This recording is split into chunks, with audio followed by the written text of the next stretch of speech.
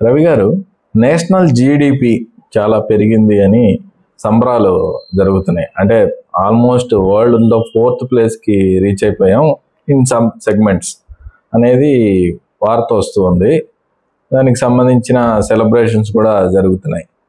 కానీ వేరేజ్ ఇక్కడ మనం రియల్ వరల్డ్లో చూసుకుంటే అందరూ ఉద్యోగాలు పోతున్నాయి. ఏఐ వల్ల కావచ్చు, ఇంకో కారణం వల్ల కావచ్చు, ఉద్యోగాలు పోతున్నాయి, ప్రాజెక్ట్స్ బాగా తగ్గిపోయాయి. ఈ విధమైన పరిస్థితి రియల్ వరల్డ్లో కనిపిస్తుంది. ఎలా సార్, ఎలా చూడాలి?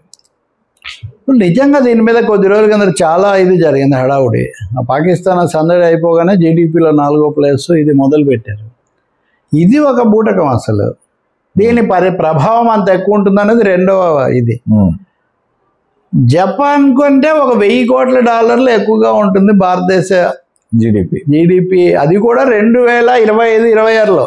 ఓకే, రాబోయే IMF 2025-26కు సంబంధించి చేసిన ప్రొజెక్షన్స్లో ఒక 1000 కోట్లు ఎక్కువగా ఉంది. అది నిజంగా 2025-26లో ఏం జరుగుతుందో అది తెలియదు. 1000 కోట్లు అది లెక్కలోది కాదు. రెండవది, జపాన్ యొక్క పర్ క్యాపిటల్ ఇన్కమ్ తలసరి ఆదాయంతో పోలిస్తే భారతదేశం 13వ వంతులు కూడా లేదు. జపాన్ ప్రజల తలసరి ఆదాయంలో సగటు భారతీయుల తలసరి ఆదాయం 13వ వంతు. కాబట్టి దీన్ని మనం అతిగా ప్రచారం ఎందుకు చేసుకుంటున్నారు అనేది ఒక పెద్ద బూటకం. వాస్తవంగా భారతదేశంలో ఆర్థిక అసమానతలు ప్రపంచంలో చాలా ఎక్కువగా ఉన్న దేశాల్లో ఇండియా కూడా ఒకటిగా చేరింది. ఎంత అంటే మన జనాభాలో టాప్లో అత్యగ్ర భాగంలో ఉన్నటువంటి 1% మంది 40% సంపదను అదుపు చేస్తున్నారు. 5% మందిని కనుక తీసుకుంటే వాళ్ళు 60-70% వాళ్ళ చేతుల్లో ఉంది. ఇట్లా చెప్పుకుంటూ పోతే కనుక సగటు భారతీయులు ఈ 5% మందిని పక్కన పెడితే 80 కోట్ల మంది భారతీయులకు ఏడాదికి ₹1,00,000 కూడా ఆదాయం లేదు. సరే, లక్ష ఏడాదికి. ఇక మీరు చూడండి, వ్యాపారాలు ఇవన్నీ చూద్దామా అంటే ఈ పెరుగుదలలో అత్యధిక భాగం మనుషుల మధ్య అసమానత కాదు, రంగాల మధ్య కూడా అసమానత. బిగ్ కార్పొరేట్ తిమింగళాలు. రెండోది సర్వీస్ సెక్టార్లో ఉన్నవాళ్ళు. సర్వీస్ సెక్టార్ అంటే ఏంటి? ఉబరు, లేకపోతే ఇంకొకటి, లేకపోతే జెప్టా, జొమాటో, ఇవన్నీ మల్టీనేషనల్ సప్లై కంపెనీస్. వాటికి చాలా హ్యూజ్ క్యాపిటల్, హ్యూజ్ ఇన్ఫ్రా కావాలి. ఇవన్నీ దేశంలో ఎవరికి లేవు. నిజంగా దేశంలో అత్యధికమైన చిన్న వ్యాపారులు వీళ్ళందరూ కూడా ఇన్ఫార్మల్ సెక్టార్లో, అనార్గనైజ్డ్ సెక్టార్లో ఉన్నారు. ఒకసారి కోవిడ్ కారణంగా, ఆ తర్వాత డిమానిటైజేషన్, నోట్ల రద్దు కారణంగా ఇవి పూర్తిగా చితికిపోయినాయి. వీటి గురించి ఏం చర్యలు లేవు. ప్రభుత్వాలు కూడా ఏమయ్యాయి, ఇప్పుడు ఆర్థిక అసమానతలు ఇంత విపరీతంగా ఎప్పుడైతే పెరిగాయో ఈ పై తరగతి వాళ్ళు ప్రతిదానికి ప్రైవేట్గా మొగ్గు చూపుతున్నారు.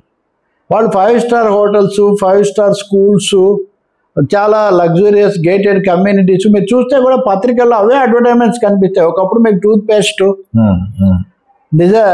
సోపు ఇట్లాంటివి కనపడేవి. ఇప్పుడు అవి మీకు కనపడతాయి కానీ ఎప్పుడో ఒకసారి ఛానల్స్లో కనపడతాయి కొంచెం. కానీ పత్రికల్లో ఫుల్ పేజీలు, సప్లిమెంట్స్, ఇలాంటి లగ్జూరియస్ ఐటమ్స్, లేదా ఈ చైన్ మార్కెట్స్ వేసేటటువంటి పైనుంచి కింది వరకు అవి కూడా మా దగ్గరే కొనుక్కోండి అని. కాబట్టి చిన్న వ్యాపారులు వీళ్ళందరూ చితికిపోవడమే కాకుండా అసలు మన ఆర్థిక వ్యవస్థ, ప్రభుత్వాల ఆలోచనలోనే ఒక మార్పు వచ్చేసింది.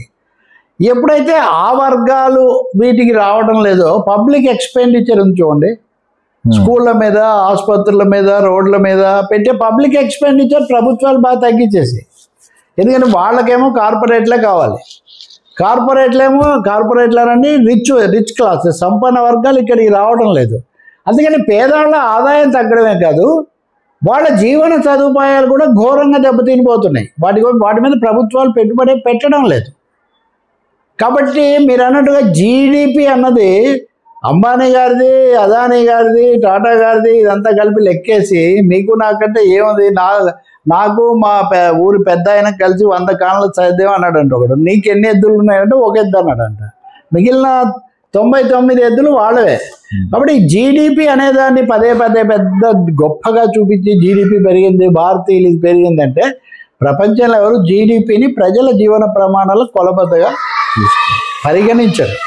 దేశానికి స్వాతంత్రం రాకముందే మన పెద్దలు ఇన్ని గ్రాముల కందిపప్పు తినాలి, ఇన్ని గ్రాముల పౌష్టికాహారమే లేదు, కనీస పౌష్టికాహారం కూడా లేదు.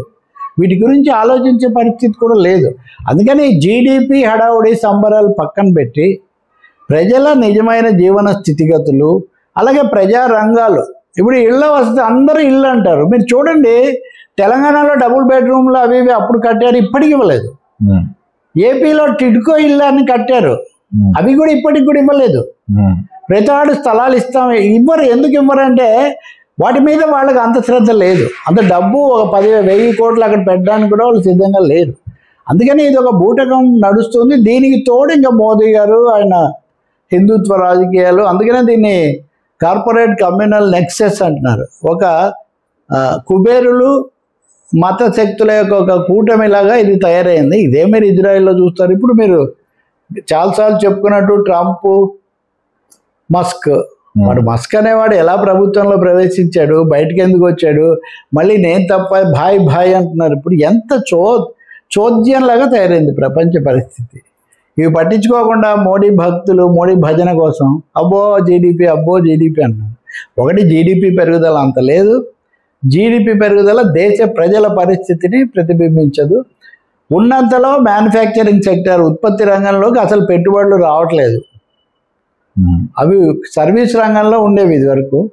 ఇప్పుడు ఆ సర్వీస్ కూడా ఈ పెద్ద పెద్ద మల్టీనేషనల్ కంపెనీస్లోకి పోయాక అక్కడ కూడా వాళ్ళు ఇబ్బంది పడుతున్నారు.